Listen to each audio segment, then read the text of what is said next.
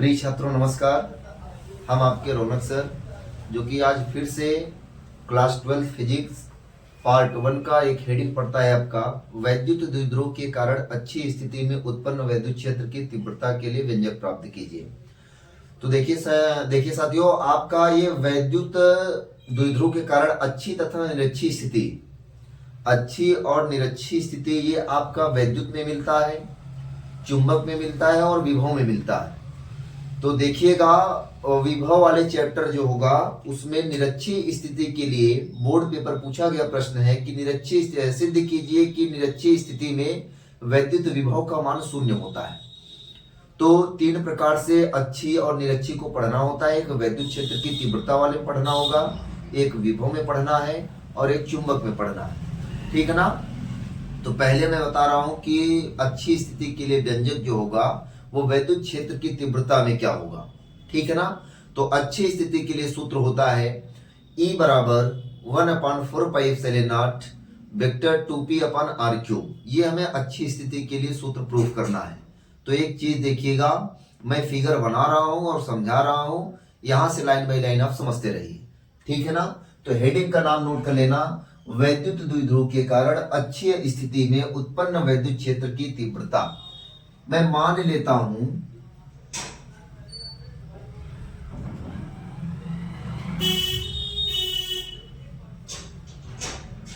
ये आपका कोई वैद्युत द्विध्रुव है,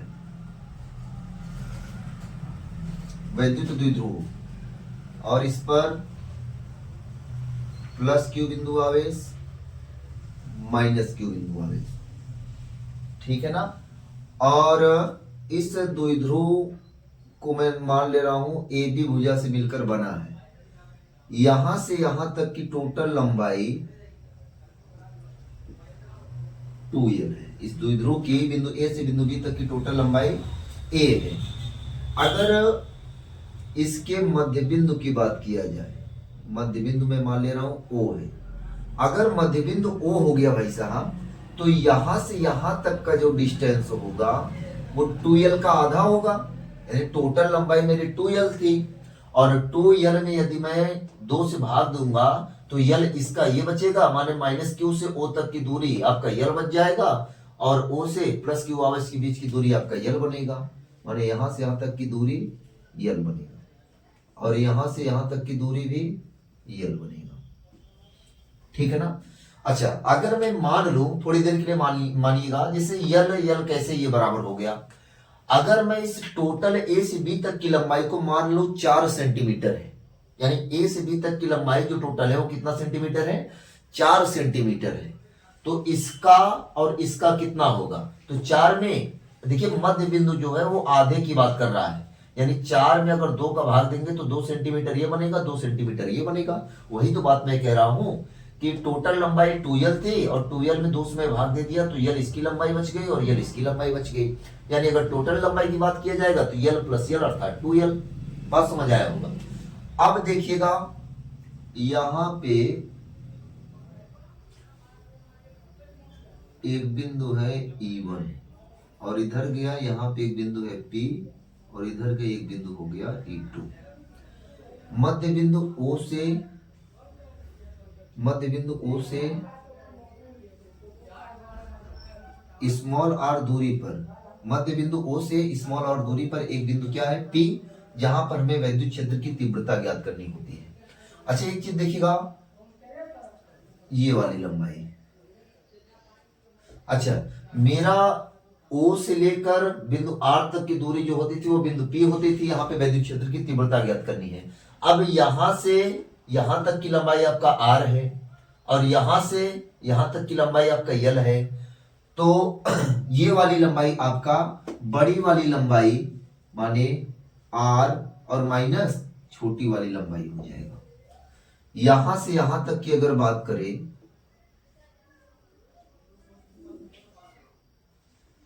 यहां से यहां तक की लंबाई बात करें, ये वाली टोटल लंबाई ये R है और ये लंबाई L है। तो टोटल लंबाई क्या मिल जाएगा, R प्लस L। ये आपका अच्छी स्थिति के लिए फिगर कंप्लीट होता है। देखिए लिखना क्या होगा इसमें, हेडिंग एक मिलेगी आपका वर्णन, और वर्णन में लिखना क्या है, माना माना ए बी एक क्या है, वैद्युत द्विध्रुव है। माना ए बी एक वैद्युत द्विध्रुव है और जिसकी कुल लंबाई 2l है। माना ए बी एक वैद्युत द्विध्रुव है जिसकी कुल लंबाई 2l है, जो प्लस q तथा माइनस q बिंदु आवेशों से मिलकर बना है और द्विध्रुव के मध्य बिंदु O से स्मॉल r दूरी पर एक बिंदु क्या है P, जहां पर हमें क्या याद करनी है, वैद्युत क्षेत्र की तीव्रता। ठीक है ना। यहां से यहां तक की टोटल लंबाई r माइनस एल दिख रहा होगा और यहां से यहां तक की टोटल लंबाई r प्लस एल होगा। तो व्यंजक, इसके लिए व्यंजक क्या होगा, व्यंजक देखिए, आप लोग कूलाम का नियम पढ़े होंगे, दो स्थिर बिंदु आवेशों के बीच कार्य करने वाला आकर्षण बल अथवा प्रतिकर्षण बल दोनों आवेशों की मात्राओं के गुणनफल के अनुक्रमानुपाती तथा उनके बीच की दूरी के वर्ग के व्युत्क्रमानुपाती होता है, जिसे आप लोग कहते हैं कूलाम्स लॉ। ठीक है ना। और इसके लिए सूत्र होता है कैपिटल F बराबर 1/4πε0 Q1 Q2/r²। सेम उसी मेथड से, मतलब कूलाम के नियम की सहायता लेकर हम इस वाले चीज को प्रूफ करेंगे। ठीक है ना। तो व्यंजक में हमें देखिए क्या प्रूफ करना है, पहले मुझे प्रूफ ये करना है कि E बराबर 1/4πε0 2p/r³, ये हमें सिद्ध करना है। चलिए अब मैं कह रहा हूं, अब एक बार यहां E1 के लिए वैद्युत क्षेत्र की तीव्रता निकालेंगे, एक बार E2 के लिए वैद्युत क्षेत्र की तीव्रता निकालेंगे, इसके बाद परिणामी वैद्युत क्षेत्र की तीव्रता निकाला जाएगा। फिर परिणामी वैद्युत क्षेत्र की तीव्रता निकालने के बाद यहाँ पे कुछ मान देखा जाएगा, कुछ नगण्य हो जाते हैं, उनको छोड़ दिया जाता है, प्लस वहां पे थोड़ा बहुत कैलकुलेशन होगा, काटने पीटने के बाद आपके फाइनली सूत्र बन जाएगा। तो मैं लिख रहा हूं प्लस क्यू आवेश के कारण बिंदु P पर उत्पन्न वैद्युत क्षेत्र की तीव्रता, मैं इसे E1 मान ले रहा हूं। E1 बराबर 1/4πε0, अच्छा ε0 Q बटे, अच्छा यहां से प्लस Q आवेश के बीच की दूरी आपका क्या रहा होगा, r माइनस एल, इसका होल स्क्वायर में मान लेता हूं समीकरण नंबर 1। दूसरा माइनस Q आवेश के कारण बिंदु P पर उत्पन्न वैद्युत क्षेत्र की तीव्रता, यानी E2 बराबर 1/4πε0 Q बटे, देखो माइनस Q आवेश से बिंदु P तक की दूरी आपका r प्लस एल है, यहां पे दूरी रखा जाएगा r प्लस एल का होल स्क्वायर में मान लेता हूं समीकरण 2। अब निकालेंगे बिंदु P पर परिणामी वैद्युत क्षेत्र की तीव्रता। अच्छा भाई साहब, बिंदु P पर परिणामी वैद्युत क्षेत्र की तीव्रता कैसे निकलते हैं, यहां पे देख रहे होंगे E1 का डायरेक्शन इस साइड है और E2 का डायरेक्शन इस साइड है।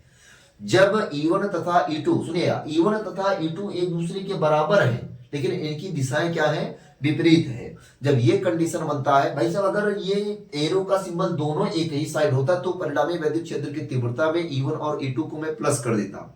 यहां पे दिख रहा होगा आपका E2 का एरो इधर है और E1 का एरो इधर है, यानी दोनों विपरीत चिन्ह है। तब परिणामी वैद्युत क्षेत्र की तीव्रता पहले वाले मान में से दूसरे वाले मान को घटाकर लगाई जाती है।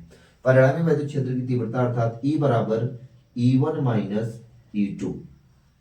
अब यहां पे मान रखाइएगा, तो E बराबर E1 का मान यहां है 1/4πε0 Q बटे r माइनस एल का होल स्क्वायर, माइनस है तो माइनस लगा दीजिए। E2 का मान कितना है 1/4πε0 Q बटे r प्लस एल का होल स्क्वायर। अब यहाँ पे देखिए कॉमन क्या दिख रहा है, कॉमन मतलब होता है उभयनिष्ठ, जो दोनों में दिखाई दे वही उसका कॉमन या उभयनिष्ठ कहलाता है। तो 1/4πε0 1/4πε0 दोनों में मिल रहा है और क्यू भी दोनों में मिल रहा है, तो 1/4πε0 इंटू क्यू कॉमन करते हैं, इंटू क्यू कॉमन हो गया, तो बचा क्या है 1/r माइनस यल का होल स्क्वायर और माइनस 1/r प्लस यल का होल स्क्वायर। कोई दिक्कत नहीं। अब यहां पे देखिएगा इसका तिर्यक गुणा यहां पे कराइए, तो E बराबर 1/4πε0 into Q r plus L का होल स्क्वायर और माइनस r माइनस यल का होल स्क्वायर बटे ये ए स्क्वायर काम कर रहा है, ये बी स्क्वायर का काम कर रहा है, तो A square minus B square का सूत्र क्या होता है, A square minus B square का सूत्र क्या होता है, R square minus L square दोनों का होल स्क्वायर। ठीक है ना। अब आगे देखिए, अब यहां पे प्लस बी का होल स्क्वायर लगाएंगे, तो E बराबर 1/4πε0 इंटू क्यू और यहाँ ए प्लस बी का होल स्क्वायर लगाएंगे, तो R square plus L square, R square plus L square plus 2RL और यहाँ पे माइनस, अब यहाँ पे आर माइनस यल का होल स्क्वायर लगाएंगे, तो R square plus L square plus minus 2RL और divide by R square minus L square का होल स्क्वायर। अब माइनस का अंदर गुणा कराइए, तो E बराबर 1/4πε0 into Q R square plus L square plus 2RL minus R square minus L square plus 2RL और डिवाइड बाई मिल जाएगा R square minus L square का whole square plus R square minus R square के साथ cut गया plus L square minus L square के साथ cut गया, तो 2RL प्लस 2RL बराबर 4RL। E बराबर 1/4πε0 इंटू क्यू 4RL और बटे का R square minus L square का होल स्क्वायर। ठीक है ना। अच्छा, आप लोग एक सूत्र पढ़े होंगे कि 2QL बराबर होता है P, यानी अच्छा इसे अगर मैं बनाना चाहूं E बराबर 1/4πε0 इंटू ε0, अच्छा 4 को मैं बोल सकता हूं 2 गुणे Q और गुणे L और गुणे 2R। देखिए जैसे था आपका 4QLR या 4QRL, तो यहां पे देखेंगे 2 दूना 4 4QRL, वही चीज मिल रहा है ना। यानी जब वही चीज मिल रहा है तो इसे बनाया जा सकता है और इसे बोल सकते हैं R square minus L square का होल स्क्वायर। अच्छा 2QL को क्या बोलते हैं, क्योंकि वेक्टर P बराबर 2QL, तो यहाँ पे 2QL कर दीजिए, तो E बराबर 1/4πε0 और 2QL को क्या बोल सकते हैं, वेक्टर P इंटू 2R और बटे का R square minus L square का होल स्क्वायर। ठीक है ना। इतनी बात समझ में आई होगी। अब मैं थोड़ा सा फिगर इरेज करना चाहूंगा, फिगर में थोड़ा सा इरेज करना चाहूंगा।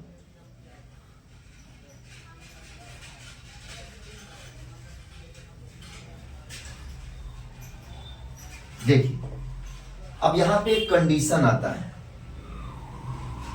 यहां पे एक कंडीशन आता है। कंडीशन क्या होता है, अच्छा देखिए मैं मान लो यदि R यल से छोटा है तो आर स्क्वायर और ज्यादा छोटा होगा यल स्क्वायर से, उस स्थिति में आर स्क्वायर की तुलना में यल स्क्वायर को मैं नगण्य मानता हूं, तो कह सकता हूं यदि R छोटा है किससे, यल से, तो आर स्क्वायर और ज्यादा छोटा होगा यल स्क्वायर से। उस स्थिति में आर स्क्वायर की तुलना में यल स्क्वायर को नगण्य मानते हैं। नगण्य मानने का मतलब छोड़ देते हैं। तो देखिए यल स्क्वायर को जब छोड़ेंगे तो भाई साहब होगा क्या इधर, तो E बराबर 1/4πε0 into into P into 2r बटे आर स्क्वायर का होल स्क्वायर। अच्छा एल स्क्वायर को तो नगण्य मान लिए थे ना, एल स्क्वायर माने छूट जाएगा। अब देखिएगा E बराबर 1/4πε0 इंटू, इसे बोल सकते हैं P इंटू 2r बटे आर स्क्वायर बोल सकते हैं r इंटू आर का होल स्क्वायर। ठीक है ना, एक आर से एक आर मेरा खत्म हो गया। तो E बराबर 1/4πε0 इंटू 2p अपन, इसे बोल सकते हैं r पावर 1 और इंटू r का होल स्क्वायर। जब गुणे का एक सीधा नियम होता है, जब इसका आधार दोनों समान रहता है तो उसकी घातें जुड़ जाती हैं, यानी बन जाएगा क्या, E बराबर 1/4πε0 वेक्टर 2p अपन, अब देखो r की पावर 1 प्लस 2, यानी E बराबर 1/4πε0 वेक्टर 2p अपन r क्यूब। यही सिद्ध करना था क्या, ठीक है ना, यही फार्मूला आपको लाना था। देखिए कैसे लगाया गया। व्यंजक में क्या लिखना है यहां पे समझ लीजिए। मैं मान लूं कि ये a हो गया, b हो गया, माइनस क्यू आवेश हो गया, प्लस क्यू आवेश हो गया, इसकी टोटल लंबाई 2l थी, इसका मध्य बिंदु O में मान लिया, O से यहां तक की दूरी जो हो ये मान लीजिए E1 हो गया, और इस यहाँ पे कोई बिंदु P होता था, यहाँ पे E2 होता था ना, यानी बिंदु O से स्मॉल r दूरी पर एक दूसरा बिंदु P है जहां पर वैद्युत क्षेत्र की तीव्रता ज्ञात करनी है। प्लस क्यू आवेश से यहाँ तक की दूरी आपकी जो कहलाएगी वो r माइनस एल कहलाती थी, और यहाँ से यहाँ तक की लंबाई आपकी जो कहलाती थी वो r प्लस एल कहलाती थी। यही आपका फिगर था। तो मैं क्या बताया था, माना AB एक वैद्युत द्विध्रुव है जो क्रमशः प्लस क्यू तथा माइनस क्यू बिंदु आवेशों से मिलकर बना है, जिसकी टोटल लंबाई 2l है। इस द्विध्रुव के मध्य बिंदु O से स्मॉल r दूरी पर एक बिंदु क्या है P, और यहां पर हमें क्या निकालनी है, वैद्युत क्षेत्र की तीव्रता। ठीक है ना। अब व्यंजक में क्या लिखना होगा, एक बार प्लस क्यू आवेश से बिंदु P तक की दूरी लिखेंगे, एक बार माइनस क्यू आवेश से बिंदु P तक की दूरी देखेंगे। तो प्लस क्यू आवेश से बिंदु P तक की दूरी है r माइनस एल, और माइनस क्यू आवेश से बिंदु P तक की दूरी है r प्लस एल। फिर एक बार प्लस क्यू आवेश पर वैद्युत क्षेत्र की तीव्रता निकालेंगे, एक बार माइनस क्यू आवेश पर वैद्युत क्षेत्र की तीव्रता निकालेंगे। तो देखिएगा प्लस क्यू आवेश के कारण बिंदु P पर उत्पन्न वैद्युत क्षेत्र की तीव्रता, यानी E1 बराबर 1/4πε0 into Q by R square सूत्र होता है, क्यू बटे तो प्लस क्यू आवेश से बिंदु P तक की दूरी रही होगी आपकी r माइनस एल, तो r माइनस एल का होल स्क्वायर कर दिया गया, जिससे मैं कहता हूं समीकरण नंबर 1। अब सेम वही प्रोसेस समीकरण नंबर 2 में भी होगा, लेकिन यहाँ की दूरी जो रही होगी वो r प्लस एल रहा होगा, समीकरण 2। और बिंदु P पर परिणामी वैद्युत क्षेत्र की तीव्रता कैसे निकलता है, परिणामी वैद्युत क्षेत्र की तीव्रता निकालने के लिए एक सीधा और सटीक रूल ये होता है, उनकी दिशाओं को देखकर। E1 की दिशा देख रहे होंगे इस साइड है, और E2 की दिशा इस साइड है, अर्थात मैं कह सकता हूं कि E1 तथा E2 दोनों एक दूसरे के बराबर परंतु विपरीत दिशा में है। उस स्थिति में इसकी परिणामी वैद्युत क्षेत्र की तीव्रता बड़े वाले मान में से छोटे वाले मान को घटा देंगे, वहां पे परिणामी वैद्युत क्षेत्र की तीव्रता निकल जाएगा। यानी E बराबर E1 माइनस E2, E बराबर E1 का मान पुटअप करा दीजिए और माइनस लगा के E2 का मान पुटअप करा दीजिए। अब यहाँ पे कॉमन क्या दिख रहा है, कॉमन दिखने का वही मतलब होता है कि जो दोनों में उभयनिष्ठ हो, यानी दोनों में जो दिखाई पड़े वही उसका कॉमन कहलाता है। ठीक है। फिर यहाँ पे देखिए 1/4πε0 यहाँ भी है, 1/4πε0 यहाँ भी है, तो ये दोनों कॉमन हो सकते हैं कि नहीं, बिल्कुल हो सकते हैं। और Q यहाँ भी दिख रहा है, Q यहाँ भी दिख रहा है, यानी 1/4πε0 इंटू Q दोनों भी दिख रहा है, तो मैं इसे कॉमन मान लेता हूँ। ठीक है ना। जब ये कॉमन हो गया तो बचा क्या, जब ये कॉमन हो गया कितने वाले मान को ढक लो, इधर 1 बचा है, तो 1/r माइनस एल का होल स्क्वायर, और माइनस ये वाला तो कॉमन था ना भाई, ये वाला कॉमन हो गया, तो 1/r प्लस एल का होल स्क्वायर। ठीक है ना।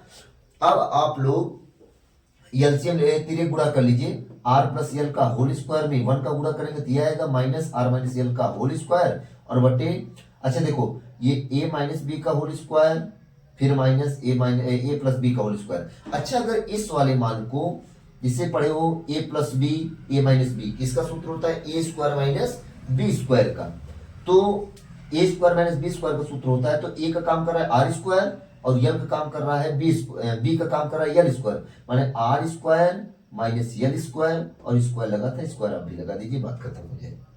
ठीक है ना। अब यहाँ पे a प्लस बी का होल स्क्वायर लगाएंगे तो a प्लस बी का होल स्क्वायर होता क्या है, a square plus B square plus 2ab, यानी a का काम r कर रहा है और b का काम यल कर रहा है। तो a स्क्वायर a का काम r कर रहा है, r square plus L square plus 2rl, ठीक है ना। और minus L r minus L का होल स्क्वायर का सूत्र होता है r square plus L square minus 2rl, अर्थात R square plus L square minus 2rl। देखिए यहाँ पे लिखा गया होगा। अगली वाली लाइन में आपको कुछ नहीं करना है, इस माइनस का अंदर खाली गुणा करा दीजिए। माइनस का अंदर गुणा कराएंगे तो जो चिन्ह प्लस होगा वो माइनस हो जाएगा, और जो चिन्ह माइनस होगा वो आपका प्लस हो जाएगा, अर्थात यहां तक हो गया। और यह देखेंगे minus R square minus L square और माइनस माइनस प्लस 2rl, ठीक है ना। अब देखिए plus R square minus R square खत्म हो गया, यल स्क्वायर प्लस का और माइनस का यल स्क्वायर दोनों खत्म हो गए। 2rl में 2rl जोड़ देंगे तो भाई साहब 4rl अपन R square minus L square का होल स्क्वायर बन जाएगा। अब 4rl को हमें वेक्टर p बनाना है। क्यों वेक्टर p बनाना है, क्योंकि हमें सिद्ध करना है p के रूप में ही। तो p बनाने के लिए आप लोग फार्मूला एक पढ़े हैं कि वेक्टर p बराबर 2ql, यानी दो में अगर मैं उसके आवेश और लंबाई से गुणा कर देता हूं तो जो लंबाई आती है वही उसकी p बिंदु कहलाती है, ठीक है ना। तो देखिएगा इस 4qrl को मैं क्या बनाऊं, देखिए 4 को बोल सकते हैं 2 इंटू 2, अच्छा 4 को मैं बोल सकता हूं 2 गुणे q गुणे यल गुणे 2r। देखिएगा बाद में वही चीज फिर से प्राप्त होगा। देखिए यहाँ पे क्या प्राप्त हो रहा है, यहाँ पे देखिए 4qlr क्या पढ़ रहा है 4qlr, इधर भी देखेंगे 4qlr, यही तो चीज प्राप्त हुआ ना जी। चलिए अब देखिएगा 2ql को क्या मैं बोल सकता हूं वेक्टर p, तो यहाँ पे वेक्टर p इंटू 2r बटे R square minus L square का होल स्क्वायर, ठीक है ना। अब देखिएगा मैं मान लूं ये केस समझा जाए कि यदि r छोटा होगा यल से, तो उस स्थिति में आर स्क्वायर और ज्यादा छोटा होगा यल स्क्वायर से, तब आर स्क्वायर की तुलना में मैं यल स्क्वायर को क्या मान लेता हूं, नगण्य मान लेता हूं। नगण्य मानने का मतलब यल स्क्वायर के मान को मैं छोड़ दूंगा, उसका जिक्र ही नहीं किया जाएगा। तो नगण्य जब मान लिया गया तो e बराबर 1/4πε0 इंटू p इंटू 2r, और देखिएगा यल स्क्वायर जो था उसको छोड़ दिया गया, आर स्क्वायर यहाँ पे था और इसका होल स्क्वायर था, इसीलिए इसका होल स्क्वायर लगा दिया गया। अगर मैं ये वाला मान ऐसे काटता तो शायद आपको समझ में नहीं आता, इसीलिए मैं आर स्क्वायर को 2 बार आर लिख लिया हूं, स्क्वायर लगा था स्क्वायर हम भी लगा दिया, बात खत्म हो गया। अब देखिएगा भाई साहब आर से एक आर खत्म हो गया तो इधर 2p अपान एक आर पावर 1 बच रहा है और एक आर स्क्वायर बच रहा है, आर पावर 1 और आर स्क्वायर।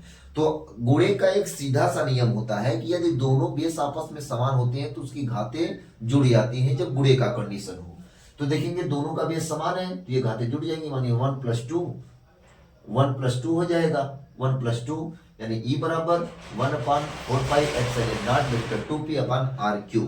यही आपका है अच्छी स्थिति के लिए व्यंजक, ठीक है ना। हमें उम्मीद दे दूंगा, ठीक है। Thank you, that's all.